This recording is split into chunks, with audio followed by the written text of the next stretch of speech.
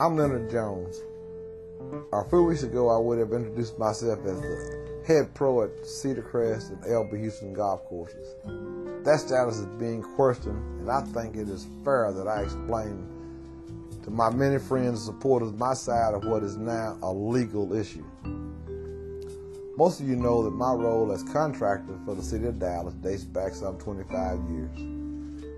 During those years, I operated a flawless business financially and socially in terms of giving back to the community. I am very proud of having reached into the minority community to develop young golfers, and I am very proud that more than 25 youngsters received college scholarships through the efforts of the Leonard Jones Junior Golf Foundation. With the city support, free golf was provided for some 200 youngsters that otherwise might not have never seen a golf club. But those young people acquired an after-school activity, encouragement to work for good grades, and they will become golf consumers benefiting our Dallas economy. My business practices did not suffer even through family tragedy. Several of my family members were murdered at LB Houston in 1991. The emotional toll did not affect the continuing smooth operation of the courses. So when did problems start? In 2001, the city announced that they were closing Cedar Crest Clubhouse for 7 months for renovation. I agreed because plans were supposed to improve the facility, and I wanted to be cooperative.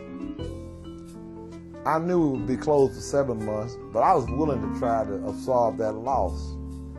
The closure turned out to be not 7, but 17 months. When the clubhouse reopened, I had lost the customers who stopped coming because I ran a golf course with limited washroom facilities and no food service for a year and a half.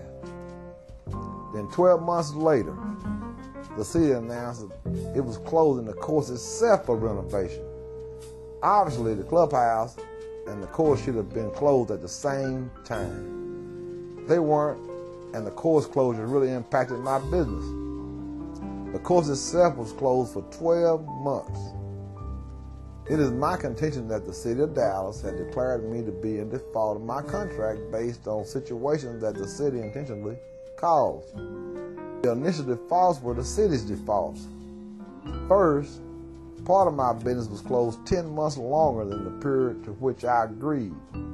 Second, the city violated my contract by not providing me with a place to operate my business for 12 months. The course was closed. Second, the city attempts to compensate me for the closure and resulting loss of business income came after bills were severely delinquent. Furthermore, the compensation amount was not equal to the loss amount.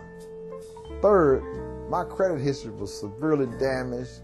Accounts payable went from 120 net to collect on delivery.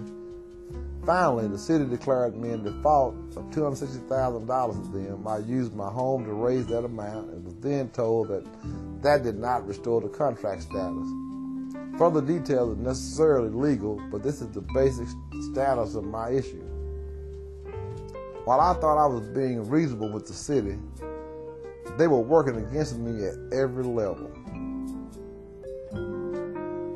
What can you, my friends, supporters, and public do for me at this point? You can recognize the value of my contribution to golf and my community by demonstrating your insistence that the city of Dallas behave ethically. And I thank you for the many ways you have already demonstrated your support.